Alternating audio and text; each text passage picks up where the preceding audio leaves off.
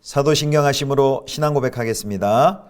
전능하사 천지를 만드신 하나님 아버지를 내가 믿사오며 그 외아들 우리 주 예수 그리스도를 믿사오니 이는 성령으로 잉태하사 동정녀 마리아에게 나시고 본디오 빌라도에게 고난을 받으사 십자가에 못 박혀 죽으시고 장사한 지 사흘 만에 죽은 자 가운데서 다시 살아나시며 하늘에 오르사 전능하신 하나님 우편에 앉아 계시다가 저리로서 산자와 죽은 자를 심판하러 오시리라.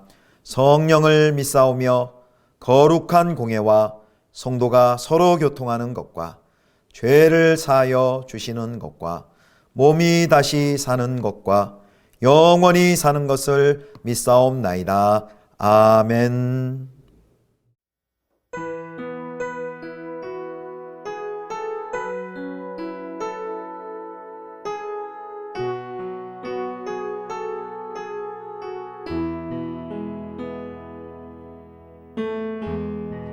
주께서 높은 보좌에 앉으셨는데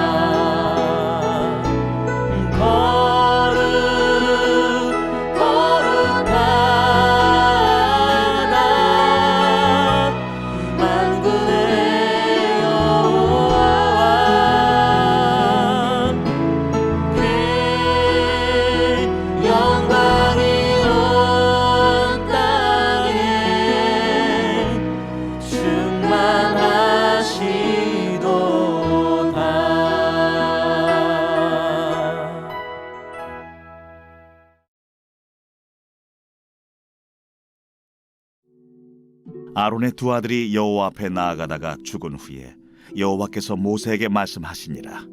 여호와께서 모세에게 이르시되 내 형 아론에게 이르라.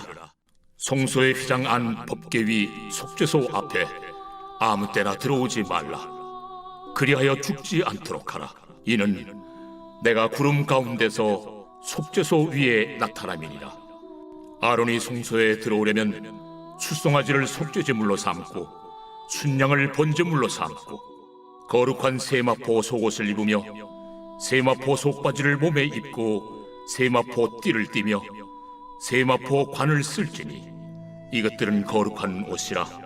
물로 그의 몸을 씻고 입을 것이며 이스라엘 자손의 회중에게서 속죄 제물로 삼기 위하여 순념소 2마리와 번제물로 삼기 위하여 순양 1마리를 가져갈지니라.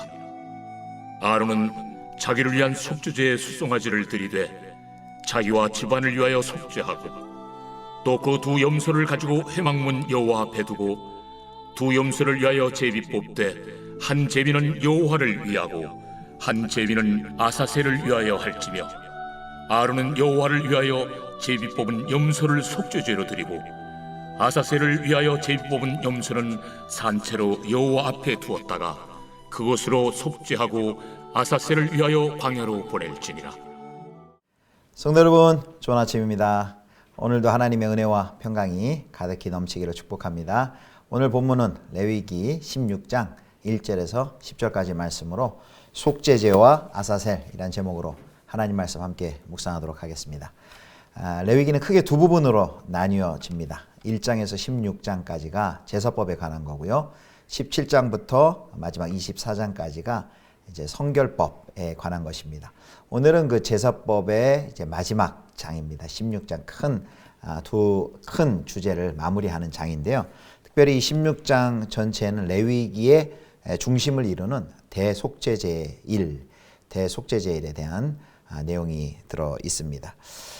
먼저 1, 2절에는 속죄제 규정이 필요한 이유에 대해서 언급을 하는데요. 우리 먼저 한번 1절을 보겠습니다.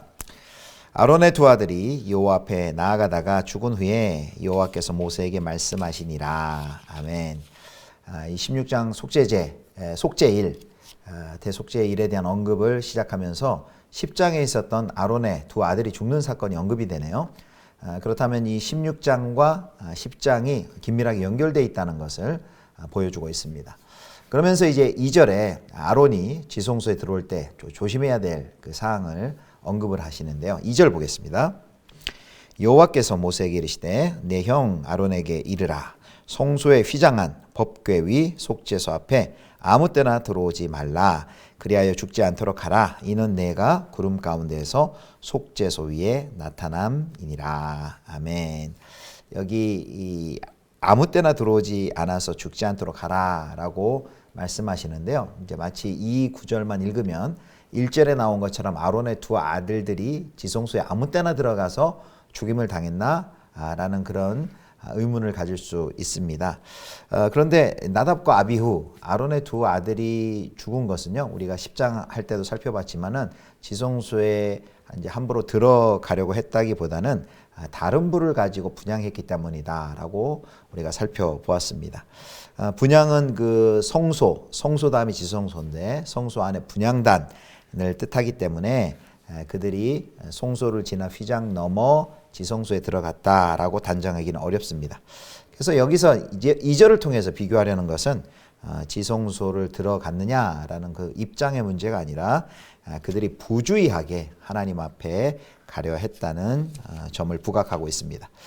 방금 읽은 2절에 보면 이제 성소라고 표현했지만 사실은 이제 지성소를 의미합니다.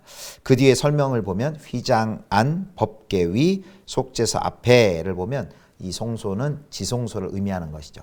여기서 그 성소 단면도를 한번 보도록 하겠습니다. 성소 단면도를 보시면 훨씬 이해하기가 쉽습니다. 자, 위에서 본 그림인데요.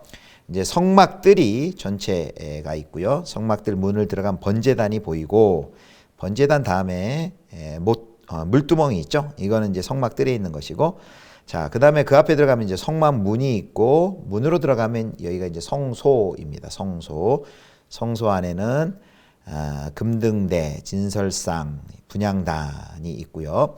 그다음에 분향단 앞에 보면 휘장 있고 이 휘장을 거쳐서 드디어 그 다음 법궤가 있는 곳이 지성소입니다.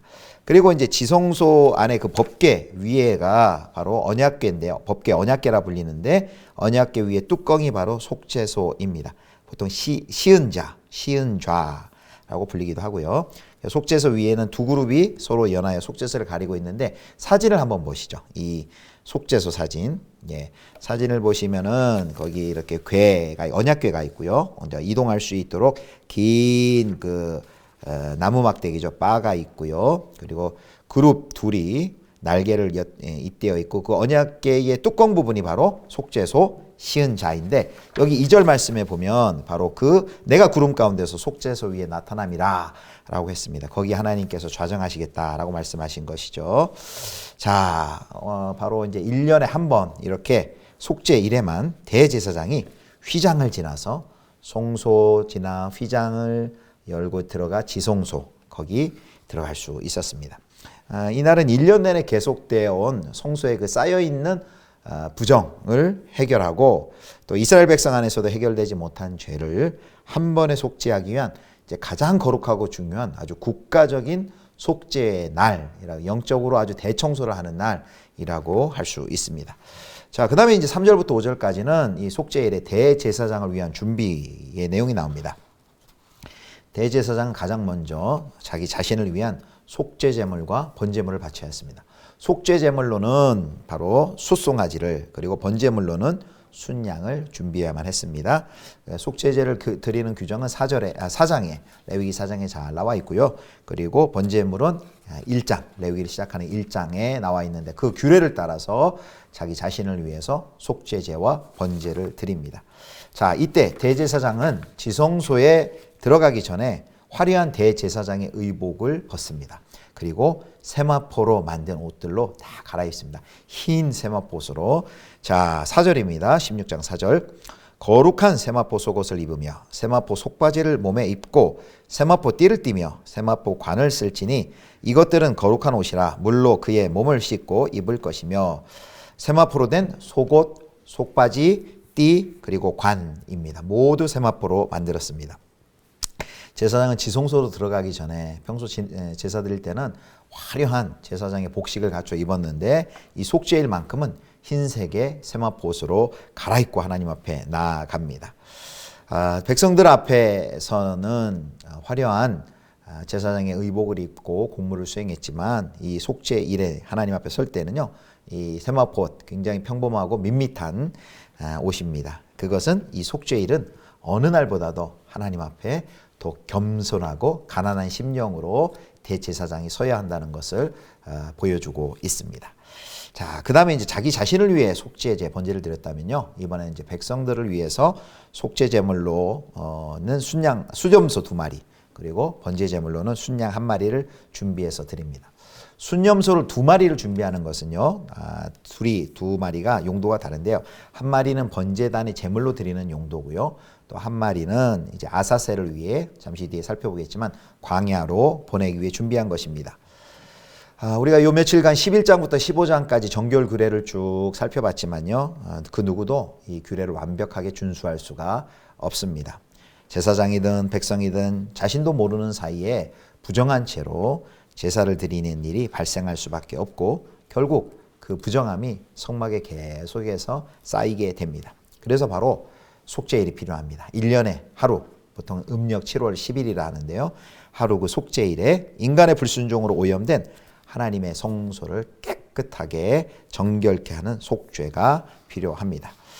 자, 그 다음에 6절부터 10절까지는 이제 대속죄일의 준비에 대한 이제 개요가 설명이 되어 있습니다. 오늘 그래서 1장부터 10장까지는 이 대속죄일에 대한 이제 규례, 이제 명령, 설명입니다.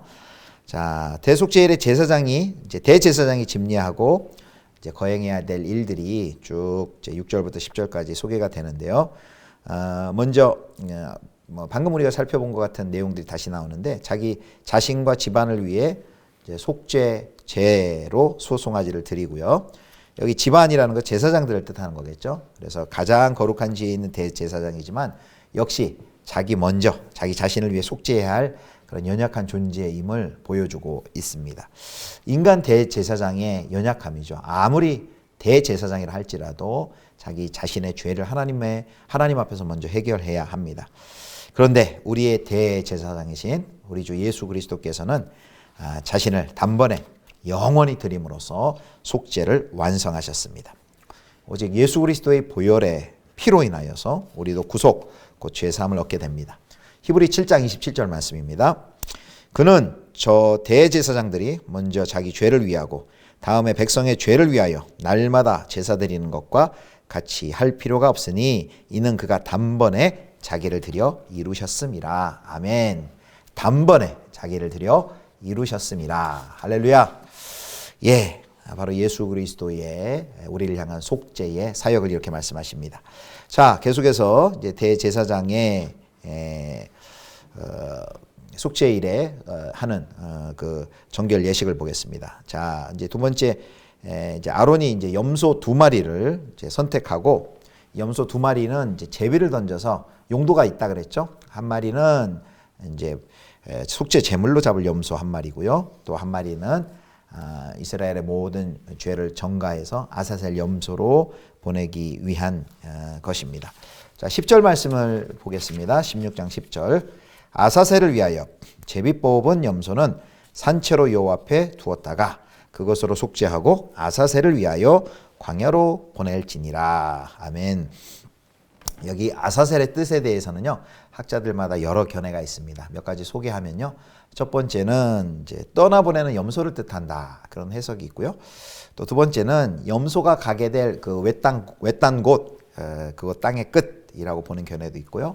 또 세 번째는 이제 고대의 악령이라고 보기도 합니다. 그래서 요 마지막 해석은요, 아사셀을 위하여라고 해석하지 않고 아사셀에게라고 해석을 합니다. 그래서 죄의 원주인인 그 악령에게, 악마에게 그 죄를 돌려보낸다라는 뜻이 있다라고 해석을 합니다. 꽤 많은 또 학자들이 이 견해를 지지하기도 합니다.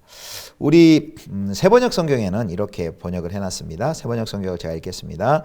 아사셀의 몫으로 뽑힌 순염소는 산채로 주 앞에 세워두었다가 속죄 제물을 삼아 빈들에 있는 아사셀에게 보내야 한다. 그래서 이 삼에서 이제 아사셀하고 삼하고 각주가 달려 있는데요.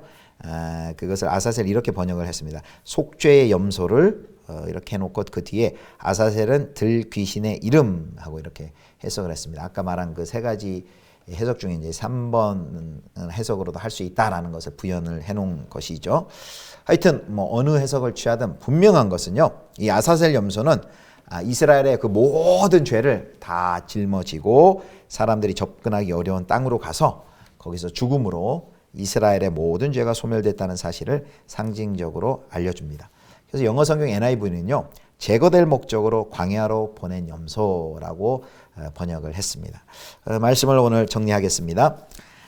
오늘 이 속죄제, 이스라엘의 영적인 청소하는 날, 1년에 단 하루, 그동안 쌓여있던 송수의 모든 쌓여있던 그 죄를 하나님 앞에 정결케 씻는 그 날, 이 본문을 보면요, 우리 예수 그리스도의 그 속죄 사역을 생각해야만 합니다.